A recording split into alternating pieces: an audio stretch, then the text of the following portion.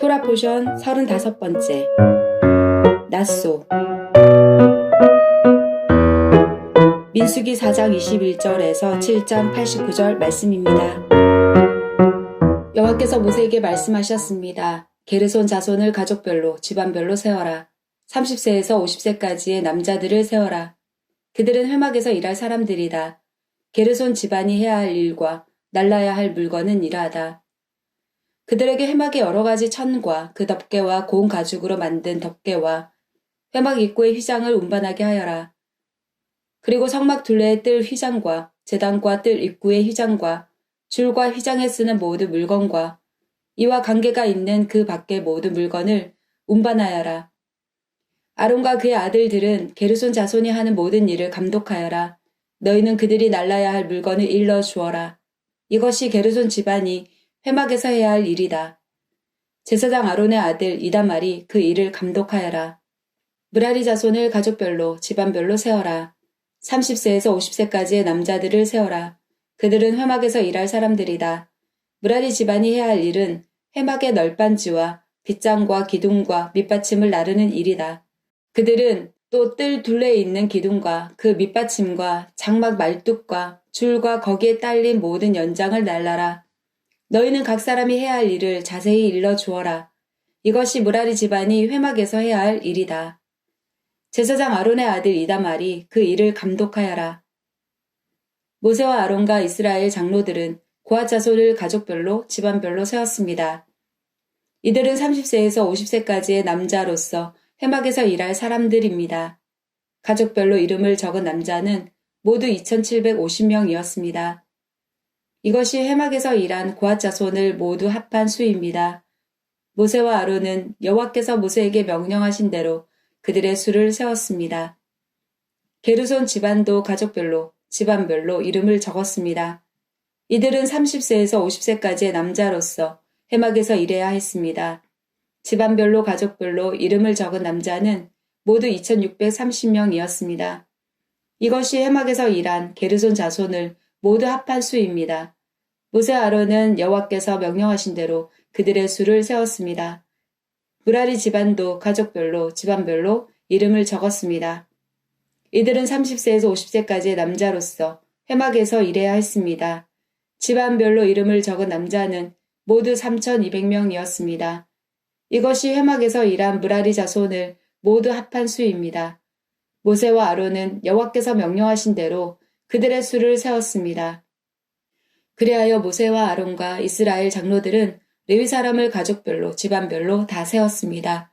30세에서 50세까지의 남자는 회막에서 일할 사람들입니다.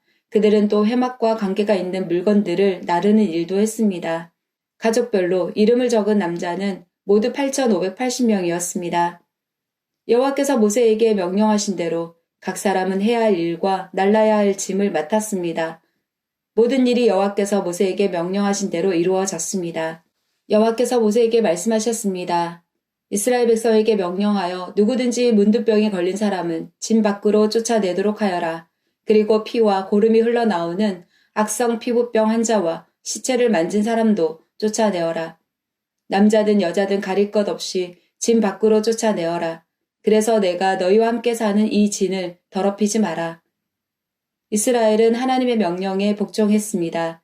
그들은 여호와께서 모세에게 명령하신 대로 그런 사람들을 진 밖으로 쫓아냈습니다. 여호와께서 모세에게 말씀하셨습니다. 이스라엘 백성에게 전하여라. 남자든 여자든 다른 사람에게 어떤 잘못을 행하여 여호와를 배반하고 죄를 저질렀을 때는 자기 잘못을 고백하고 손해를 본 사람에게 다 갚도록 하여라. 갚을 때에는 5분의 1을 더해서 갚아야 한다. 만약 피해를 본 사람에게 보상을 받을 만한 가까운 친척이 없으면 잘못을 저지른 사람은 죄를 씻는 순양의 배상금을 더하여 여호와께 갚아야 하고 그 갚은 것은 제사장의 몫이 될 것이다. 이스라엘 백성이 바치는 모든 거룩한 예물 가운데서 이스라엘 백성이 제사 지낼 때 제사장에게 가져온 것은 제사장의 몫이다. 모든 거룩한 예물은 바친 사람의 것이다. 그러나 그것을 제사장에게 주었으면 그것은 제사장의 것이 된다. 여호와께서 모세에게 말씀하셨습니다. 이스라엘 백성에게 전하여라. 만약 어떤 남자의 아내가 잘못을 저질러 남편을 배반하고 다른 남자와 동침했는데도 남편이 자기 아내의 나쁜 짓을 모를 뿐 아니라 본 사람이 아무도 없고 아내가 나쁜 짓을 하다가 붙잡히지도 않았다고 하자. 그런데 남편이 질투하는 마음 때문에 아내가 죄를 지었건 죄를 짓지 않았건 자기 아내를 의심한다고 하면 남편은 아내를 데리고 제사장에게 가거라. 그때 남편은 아내를 위해 바칠 제물도 가져가거라. 제사장에게 가져가야 할 제물은 보리가루 10분의 1 에바이다. 이 제물에는 기름을 붓거나 향을 얹지 마라. 이것은 질투 때문에 바치는 곡식 제물이며 아내에게 죄가 있는지를 밝혀주는 곡식 제물이다. 제사장은 여자를 가까이 오게 해서 여호와 앞에 세워라. 제사장은 거룩한 물을 오지 그릇에 담아다가 성막의 바닥에 있는 흙을 그 물에 타라. 제사장은 여자를 여호와 앞에 서게 하고 머리를 풀게 한 다음 질투 때문에 바치는 곡식 제물을 여자에게 주어서 들고 있게 하여라. 그리고 제사장은 저주를 내리는 쓴물을 들어라. 제사장은 여자에게 맹세를 시키고 여자에게 이렇게 물어보아라. 그대는 다른 남자와 동침한 일이 없는가? 그대는 남편을 배반하여 몸을 더럽힌 일이 없는가? 만약 그런 일이 없다면 저주를 내리는 이 물이 결코 그대를 해치지 못할 것이다. 그러나 만약 그대가 남편을 배반하였거나 남편 말고 다른 남자와 함께 누웠다면 이때 제사장은 여자에게 저주를 받아도 좋다는 맹세를 하게 하고 이렇게 말하여라. 여호와께서 내 넓적다리를 떨어져 나가게 하고 내 배는 부어 오르게 하셔서 내 백성 가운데 본보기가 되게 하실 것이다. 그러므로 저주를 내리는 이 물이 그대의 몸에 들어가서 그대의 배를 부어 오르게 할 것이고 넓적다리를 떨어져 나가게 할 것이다. 그러면 여자는 그렇게 되기를 바란다고 말해야 한다. 제사장은 이 저주를 글로 써서 그 쓴물에 담가 씻어라. 그런 다음에 제사장은 여자에게 그 저주를 내리는 물을 마시게 하여라. 그 물을 마시면 여자의 몸이 아프게 될 것이다. 제사장은 질투 때문에 바치는 곡식 제물을 여자에게서 받아서 여호와 앞에 드리고 제단으로 가져가거라. 그리고 제사장은 곡식을 한 움큼 지어 전체를 바쳤다는 뜻으로 그것을 제단 위에서 태워라. 그런 다음에 여자에게 그 물을 마시게 하여라. 제사장은 여자에게 물을 마시게 한 다음 여자가 몸을 더럽히지 않았는지를 살펴보아라. 만약 여자가 남편에게 죄를 지었다면 물이 몸속에 들어갔을 때에 여자의 배가 부어오를 것이고 넓적다리는 떨어져 나가게 될 것이다. 또한 백성 가운데서 저주거리가 될 것이다. 그러나 만약 여자가 몸을 더럽히지 않아서 깨끗하다면 해로운 일도 일어나지 않을 것이고 아이도 낳을 수 있을 것이다. 이것은 질투에 관한 가르침이다. 이것은 여자가 남편을 배반하고 몸을 더럽혔을 때에 지켜야 할 율법이다. 또한 남편이 자기 아내에게 질투할 때도 남편은 아내를 여호와 앞에 세워야 하며 제사장은 위에서 말한 모든 일을 해야 한다. 이것은 율법이다. 만약 남편이 옳다면 여자는 죄의 대가를 받을 것이다. 여호와께서 모세에게 말씀하셨습니다. 이스라엘 백성에게 전하여라. 남자든 여자든 특별한 맹세, 곧 나실인의 맹세를 해서 자기를 여호와께 헌신하기로 했다면 포도주와 독한술을 마시지 말고 포도주나 독한술로 만든 초도 마시지 마라. 또 포도즙도 마시지 말고 포도나 건포도도 먹지 마라. 나실인으로 살기로 맹세한 동안에는 포도나무에서 난 것은 아무것도 먹지 마라. 신화 껍질도 먹지 마라. 나실인으로 살기로 맹세한 동안에는 머리털을 깎지 마라. 여호와께 맹세한 특별한 기간이 끝날 때까지 그는 거룩해야 하므로 머리털이 자라도록 내버려 두어라. 나실인은 여호와께 맹세한 특별한 기간에는 시체를 가까이 하지 마라. 설사 그의 아버지나 어머니나 형제나 누이가 죽었다 하더라도 그들의 시체를 만지지 마라. 만약 만지면 부정해질 것이다. 그가 하나님의 나실인이라는 표가 그의 머리에 있기 때문이다. 나실인으로 살기로 맹세한 동안에는 여호와께 거룩하게 구별된 사람이다. 만약 어떤 사람이 그의 곁에서 갑자기 죽어 어쩔 수 없이 여호와께 헌신한 그의 머리털을 더럽혔다면 몸을 깨끗하게 하는 날인 7일 뒤에 머리를 모두 깎아라. 그리고 8일째 날 산 비둘기 2마리나 집 비둘기 새끼 2마리를 회막 입구에 있는 제사장에게 가져가거라. 제사장은 그 가운데 1마리를 죄를 씻는 제물인 속죄 제물로 바치고 나머지 1마리는 태워드리는 제물인 번제물로 바쳐라. 그렇게 해서 죄를 씻는 예식을 행하여라. 그가 시체를 가까이 했기 때문에 죄가 있느니라. 바로 그날 그는 자기 머리를 거룩히 구별하기로 다시 맹세하여라. 그리고 다시 특별한 기간을 정해서 자기를 여호와께 바치고 1년 된 순양을 가져와서 허물을 씻는 속건제로 바쳐라. 그 전까지의 기간은 무효이다. 그것은 그가 그 기간 동안에 부정해졌기 때문이다.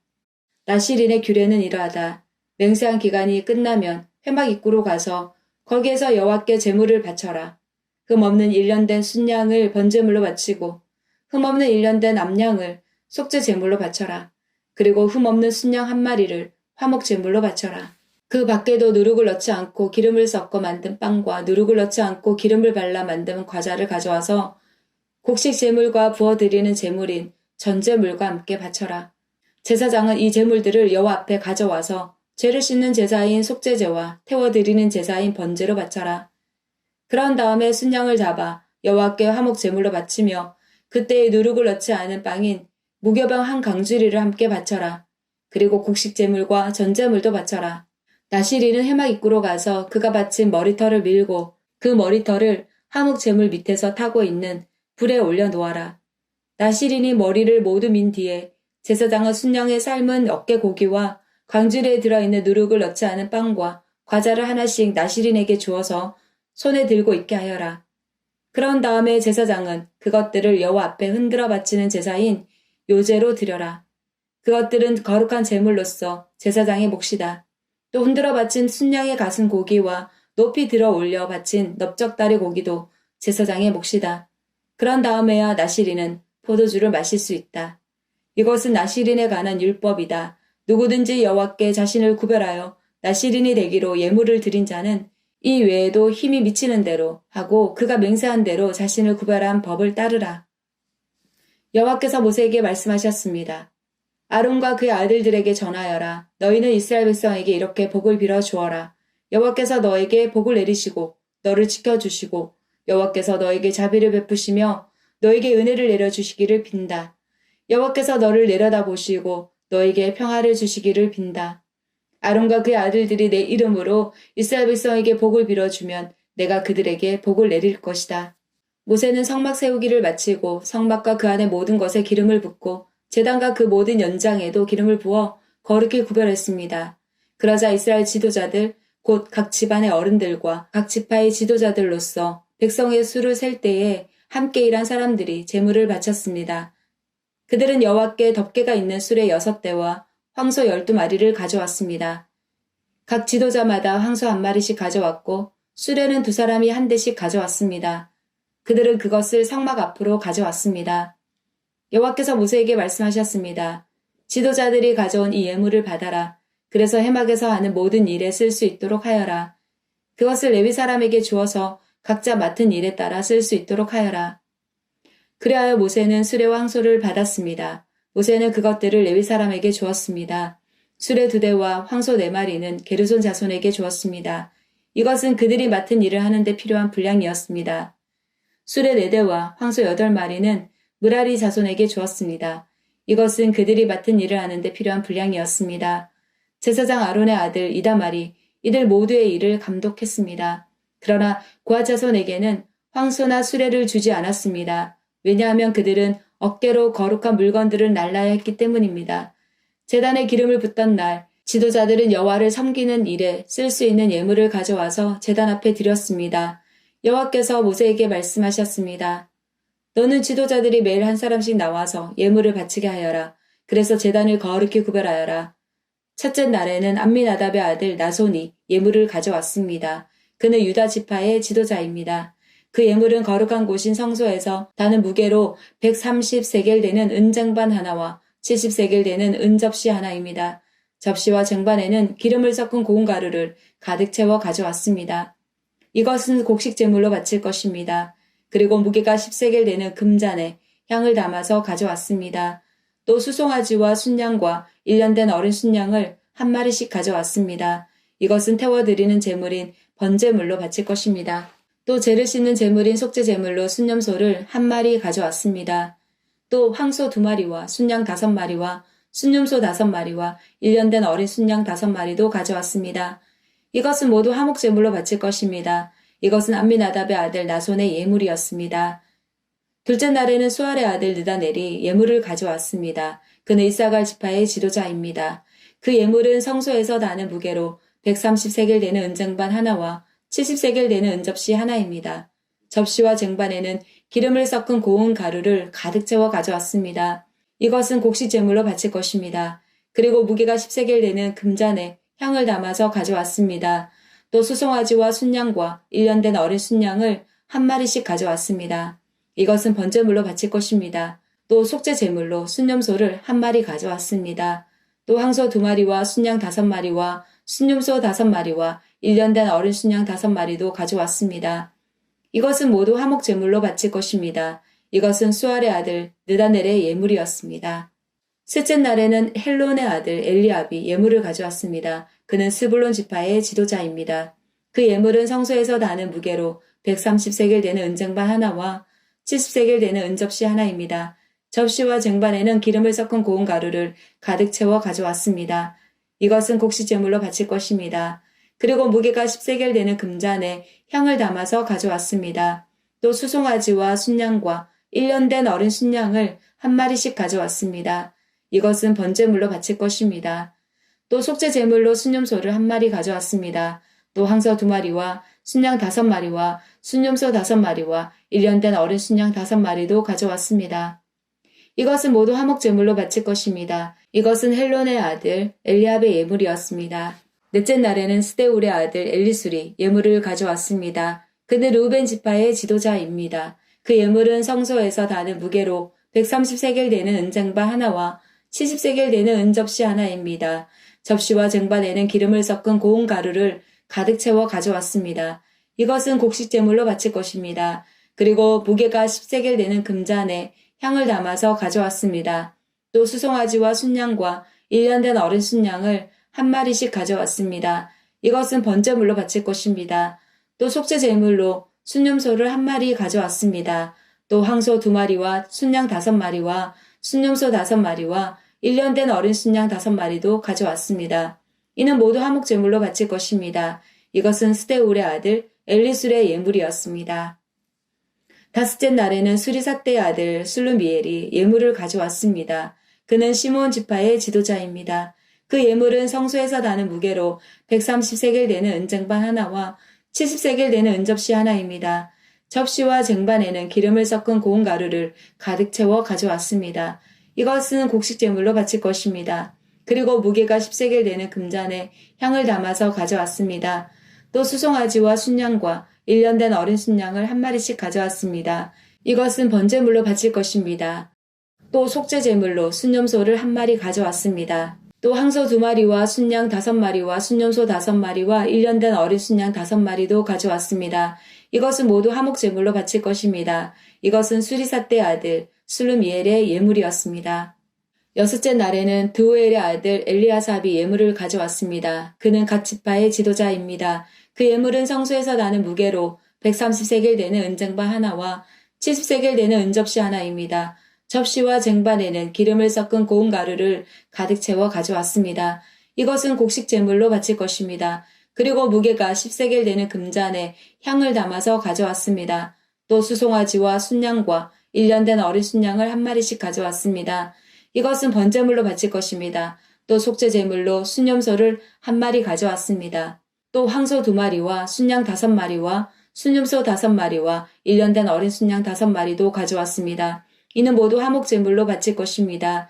이것은 드우엘의 아들 엘리아삽의 예물이었습니다. 일곱째 날에는 암미우스의 아들 엘리사마가 예물을 가져왔습니다. 그는 에브라임 지파의 지도자입니다. 그 예물은 성소에서 다는 무게로 130세겔 되는 은쟁반 하나와 70세겔 되는 은접시 하나입니다. 접시와 쟁반에는 기름을 섞은 고운 가루를 가득 채워 가져왔습니다.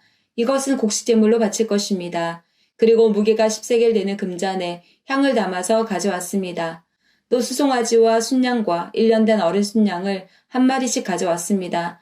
이것은 번제물로 바칠 것입니다. 또 속죄제물로 순염소를 한 마리 가져왔습니다. 또 황소 2마리와 순양 5마리와 순염소 5마리와 1년 된 어린 순양 5마리도 가져왔습니다. 이는 모두 화목제물로 바칠 것입니다. 이것은 암미우스의 아들 엘리사마의 예물이었습니다. 여덟째 날에는 브다술의 아들 가말리엘이 예물을 가져왔습니다. 그는 므낫세 지파의 지도자입니다. 그 예물은 성소에서 다는 무게로 130세겔 되는 은쟁반 하나와 70세겔 되는 은접시 하나입니다. 접시와 쟁반에는 기름을 섞은 고운 가루를 가득 채워 가져왔습니다. 이것은 곡식제물로 바칠 것입니다. 그리고 무게가 10세겔 되는 금잔에 향을 담아서 가져왔습니다. 또 수송아지와 순양과 1년 된 어린 순양을 한 마리씩 가져왔습니다. 이것은 번제물로 바칠 것입니다. 또 속죄 제물로 순념소를 한 마리 가져왔습니다. 또 황소 2마리와 순양 5마리와 순념소 5마리와 1년 된 어린 순양 5마리도 가져왔습니다. 이는 모두 화목 제물로 바칠 것입니다. 이것은 부다술의 아들 가말리엘의 예물이었습니다. 아홉째 날에는 기드오니의 아들 아비단이 예물을 가져왔습니다. 그는 베냐민 지파의 지도자입니다. 그 예물은 성소에서 다는 무게로 130세겔 되는 은쟁반 하나와 70세겔 되는 은접시 하나입니다. 접시와 쟁반에는 기름을 섞은 고운 가루를 가득 채워 가져왔습니다. 이것은 곡식제물로 바칠 것입니다. 그리고 무게가 10세겔 되는 금잔에 향을 담아서 가져왔습니다. 또 수송아지와 순양과 1년 된 어린 순양을 한 마리씩 가져왔습니다. 이것은 번제물로 바칠 것입니다. 또 속죄 제물로 순념소를 한 마리 가져왔습니다. 또 황소 2마리와 순양 5마리와 순념소 5마리와 1년 된 어린 순양 5마리도 가져왔습니다. 이는 모두 화목 제물로 바칠 것입니다. 이것은 기드오니의 아들 아비단의 예물이었습니다. 열째 날에는 암미사떼의 아들 아히에셀이 예물을 가져왔습니다. 그는 단 지파의 지도자입니다. 그 예물은 성소에서 나는 무게로 130세겔 되는 은쟁반 하나와 70세겔 되는 은접시 하나입니다. 접시와 쟁반에는 기름을 섞은 고운 가루를 가득 채워 가져왔습니다. 이것은 곡식제물로 바칠 것입니다. 그리고 무게가 10세겔 되는 금잔에 향을 담아서 가져왔습니다. 또 수송아지와 순양과 1년 된 어린 순양을 한 마리씩 가져왔습니다. 이것은 번제물로 바칠 것입니다. 또 속죄 제물로 순념소를 한 마리 가져왔습니다. 또 황소 2마리와 순양 5마리와 순념소 5마리와 1년 된 어린 순양 5마리도 가져왔습니다. 이는 모두 화목 제물로 바칠 것입니다. 이것은 암미사떼의 아들 아히에셀의 예물이었습니다. 11째 날에는 오그란의 아들 바기엘이 예물을 가져왔습니다. 그는 아셀 지파의 지도자입니다. 그 예물은 성소에서 다는 무게로 130세겔 되는 은쟁반 하나와 70세겔 되는 은접시 하나입니다. 접시와 쟁반에는 기름을 섞은 고운 가루를 가득 채워 가져왔습니다. 이것은 곡식제물로 바칠 것입니다. 그리고 무게가 10세겔 되는 금잔에 향을 담아서 가져왔습니다. 또 수송아지와 순양과 1년 된 어린 순양을 한 마리씩 가져왔습니다. 이것은 번제물로 바칠 것입니다. 또 속죄 제물로 순념소를 한 마리 가져왔습니다. 또 황소 2마리와 순양 5마리와 순념소 5마리와 1년 된 어린 순양 5마리도 가져왔습니다. 이는 모두 화목 제물로 바칠 것입니다. 이것은 오그란의 아들 바기엘의 예물이었습니다. 12째 날에는 에난의 아들 아히라가 예물을 가져왔습니다. 그는 납달리 지파의 지도자입니다. 그 예물은 성소에서 나는 무게로 130세겔 되는 은쟁반 하나와 70세겔 되는 은접시 하나입니다. 접시와 쟁반에는 기름을 섞은 고운 가루를 가득 채워 가져왔습니다. 이것은 곡식제물로 바칠 것입니다. 그리고 무게가 10세겔 되는 금잔에 향을 담아서 가져왔습니다. 또 수송아지와 순양과 1년 된 어린 순양을 한 마리씩 가져왔습니다. 이것은 번제물로 바칠 것입니다. 또 속죄 제물로 순념소를 한 마리 가져왔습니다. 또 황소 2마리와 순양 5마리와 순념소 5마리와 1년 된 어린 순양 5마리도 가져왔습니다. 이는 모두 화목 제물로 바칠 것입니다. 이것은 에난의 아들 아히라의 예물이었습니다. 이처럼 모세가 제단에 기름을 부은 때에 이스라엘의 지도자들은 제단을 거룩하게 하기 위해 제물을 바쳤습니다. 그들이 바친 제물은 은쟁반 12개와 은접시 12개와 금잔 12개입니다. 각각 은쟁반의 무게는 130세겔이었고 은접시의 무게는 70세겔이었습니다. 은쟁반과 은그릇들의 무게를 모두 합하면 성소에서 나는 무게로 2400세겔이었습니다. 향이 가득 담긴 금잔은 12개였는데 각 금잔은 성소에서 나는 무게로 10세겔이었습니다. 그러므로 금잔의 무게를 모두 합하면 120세겔이었습니다. 번제물로 바친 짐승은 수송아지 12마리, 순양 12마리, 1년 된 어린 순양 12마리입니다. 그 밖에도 곡식제물이 있었고 속죄 제물로 바친 순념소 12마리도 있었습니다. 화목제물로 바친 짐승은 황소 24마리, 순양 60마리, 순념소 60마리, 1년 된 순양 60마리입니다. 이 모든 제물은 모세가 제단에 기름을 부은 뒤에 제단을 거룩히 구별하기 위해 바친 것입니다.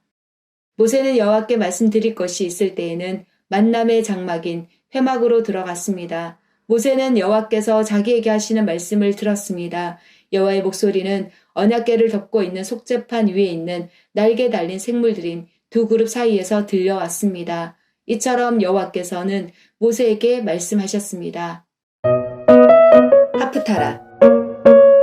사사기 13장 2절에서 25절 말씀입니다. 소라성에 마노아라는 사람이 있었습니다. 마노아는 단지파 사람이었습니다. 마노아의 아내는 아이를 낳지 못했습니다. 여호와의 천사가 마노아의 아내에게 나타나서 말했습니다. 너는 지금까지 아이를 낳지 못했다. 그러나 이제 임신하여 아들을 낳게 될 것이다. 너는 포도주나 독주를 마시지 마라. 부정한 것은 아무것도 먹지 마라. 너는 임신하여 아들을 낳게 될 것이다. 아들을 낳으면 그의 머리를 깎지 마라. 그는 태어나면서부터 하나님께 바쳐진 나실인이 될 것이다. 그는 블레셋 사람의 손에서 이스라엘을 구원하는 일을 시작할 것이다. 마노아의 아내는 자기가 겪었던 일을 남편에게 말했습니다. 하나님께서 보내신 사람이 저에게 왔었어요. 그분의 모습은 하나님의 천사와 같았기에 너무나도 두려워서 어디서 왔냐고 물어보지도 못했어요. 그분은 자신의 이름을 말해주지 않았어요. 그러나 그분이 이렇게 말했어요. 너는 이제 임신하여 아들을 낳게 될 것인데 포도주나 독주를 마시지 마라. 부정한 것은 그 어떤 것도 먹지 마라. 그 아기는 태어나면서부터 죽을 때까지 하나님께 바쳐진 나실인이 될 것이다. 그 말을 듣고 마노아는 여호와께 기도드렸습니다. 주여, 주께서 보내셨던 하나님의 사람이 저희에게 다시 오기를 바랍니다. 그래서 우리에게 태어날 아기에 대해 우리가 어떻게 해야 되는지 가르쳐 주십시오. 하나님께서 마노아의 기도를 들으셨습니다. 하나님의 천사가 마노아의 아내에게 다시 나타났습니다. 그때 마노아의 아내는 들에 앉아 있었습니다. 마노아는 거기에 없었습니다. 그래서 마노아의 아내는 남편에게 달려가서 말했습니다. 그 사람이 왔어요. 전에 저에게 나타났던 사람이 지금 왔어요. 마노아는 일어나서 자기 아내를 따라갔습니다. 마노아는 하나님의 천사에게 다가가 물었습니다. 당신이 제 아내에게 말씀하셨던 그분입니까? 그 사람이 대답했습니다. 그렇다. 마노아가 또 물었습니다. 당신이 말씀하신 일이 일어나면 태어날 아기를 어떻게 길러야 합니까? 우리는 그 아이에게 무엇을 해야 합니까? 여호와의 천사가 말했습니다. 너의 아내는 내가 전에 말한 모든 것을 지켜야 한다. 포도나무에서 나는 것은 무엇이든 먹지 말아야 하고 포도주나 독주를 마셔도 안 된다. 또 부정한 것은 무엇이든지 먹지 말아야 한다. 너의 아내는 내가 명령한 모든 것을 지켜야 한다. 마노아가 여호와의 천사에게 말했습니다. 잠시 동안만 여기 머물러 계십시오. 당신을 위해 염소 새끼를 요리해 드리겠습니다. 여호와의 천사가 대답했습니다. 내가 잠시 머무른다 할지라도 너의 음식을 먹지는 않을 것이다. 그러나 음식을 마련할 생각이 있다면 여호와께 태워드리는 제물인 번제물을 드리도록 하여라. 마노아는 그 사람이 여호와의 천사라는 것을 전혀 알지 못했습니다. 마노아가 여호와의 천사에게 말했습니다. 당신의 이름이 무엇인지 알고 싶습니다. 이름을 알아야 당신이 말씀하신 것이 이루어질 때 당신께 영광을 돌릴 수 있지 않겠습니까? 여호와의 천사가 말했습니다. 왜 내 이름을 묻느냐? 내 이름은 기묘이다.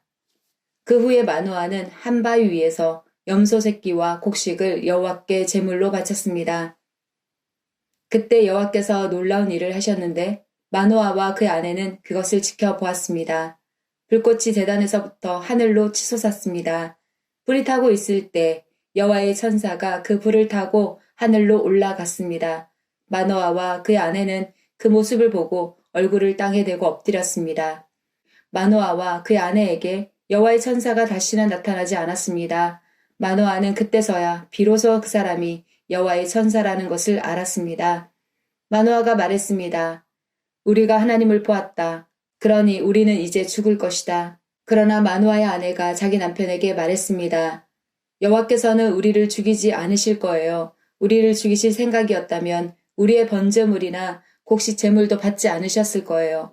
또 여호와께서는 이 모든 일을 우리에게 보여주지도 않으셨을 것이고 말씀해 주지도 않으셨을 거예요. 마노아의 아내는 아들을 낳았습니다. 그리고 이름을 삼손이라고 지었습니다. 삼손은 자라나면서 여호와의 복을 받았습니다. 삼손이 소라와 에스다올 성 사이에 있는 마하네단에 있을 때에 여호와의 영이 그의 안에서 일하기 시작하셨습니다. 브리타다샤 요한복음 11장 1절에서 54절 말씀입니다. 나사로라고 하는 사람이 병이 들었습니다. 나사로는 마리아와 마리아의 언니 마르다와 함께 베단이라는 마을 사람이었습니다. 마리아는 주님께 향유를 붓고 자기의 머리카락으로 주님의 발을 씻어 주었던 바로 그 여인입니다. 마리아의 오빠 나사로가 병이 든 것입니다. 나사로의 여동생 마리아와 마르다는 예수님께 사람을 보내 주님께서 사랑하시는 이가 병이 들었습니다. 라고 전했습니다. 예수님께서 이 말을 듣고 말씀하셨습니다. 이 병은 죽게 될 병이 아니라 하나님의 영광을 위한 것이다. 이 병으로 말미암아 하나님의 아들이 영광을 얻을 것이다. 예수님께서는 마르다와 마리아 그리고 오빠 나사로를 사랑하셨습니다. 하지만 예수님께서는 나사로가 병들었다는 말을 듣고도 지금 계신 곳에서 이틀을 더 지내셨습니다. 이틀 후 예수님께서는 제자들에게 다시 유대 땅으로 가자고 말씀하셨습니다. 제자들이 예수님께 말했습니다.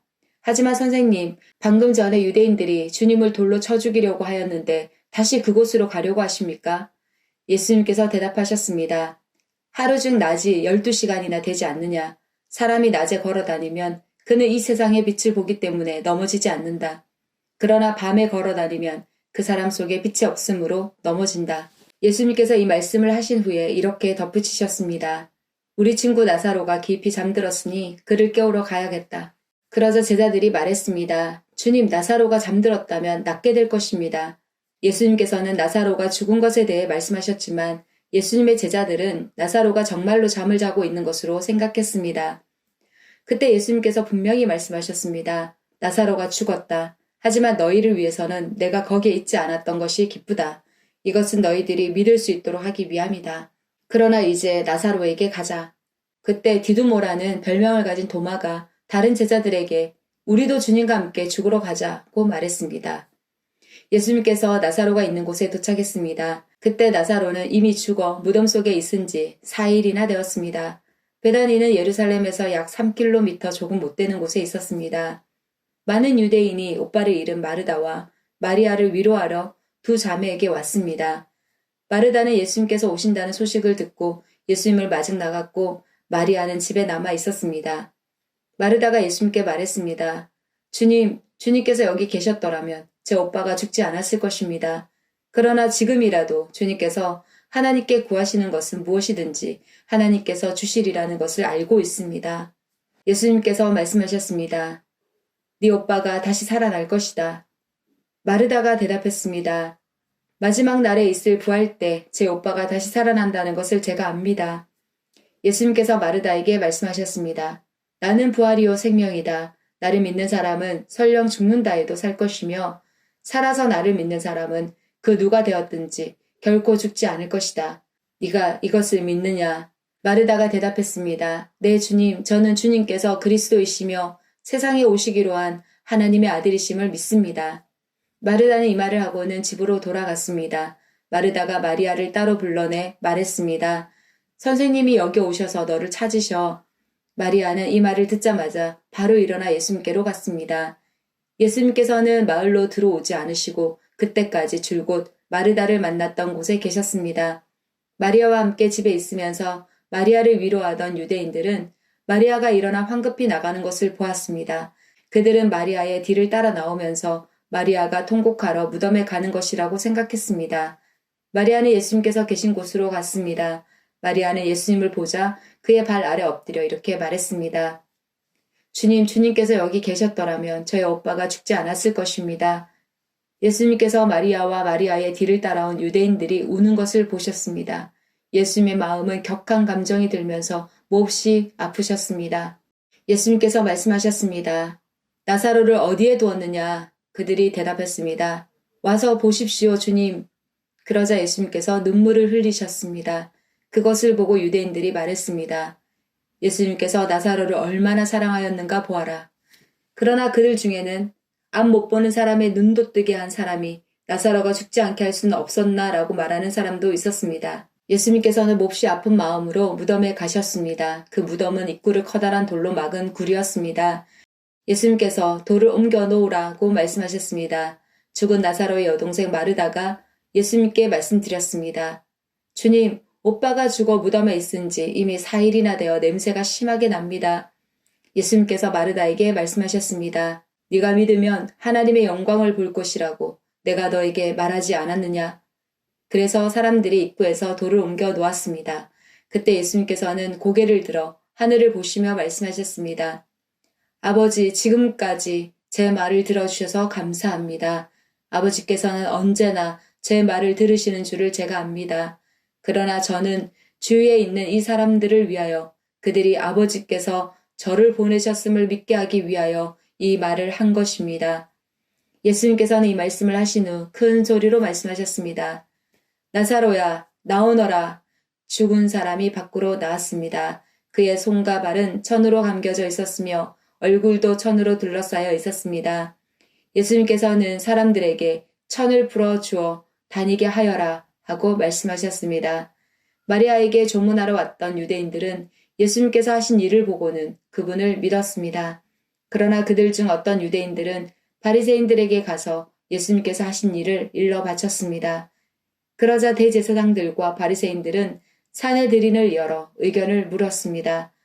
어떻게 하면 좋겠습니까? 이 사람은 많은 표적을 행하고 있습니다. 만일 우리가 이 사람이 하는 대로 계속 내버려 둔다면 모든 사람이 그를 믿을 것입니다. 그러면 로마 사람들이 와서 우리 땅과 민족을 모두 빼앗아 버릴 것입니다.